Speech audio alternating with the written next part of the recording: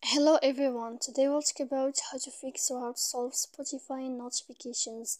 To know how to fix or how to solve Spotify notifications, you should just go to settings. Here in this page, you click apps, default apps, app settings. When you'll find this page, you'll enter to the window of Spotify. Then here in this page of app info, you click on first stop and you click OK. Then we click on storage.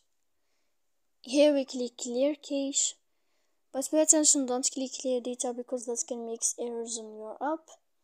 And in the end, you can go to your airplane mode, you can turn on, you will wait a moment, and you can turn off your phone again to fix that problem you have.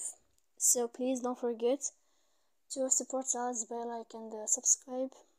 See you next time in another video.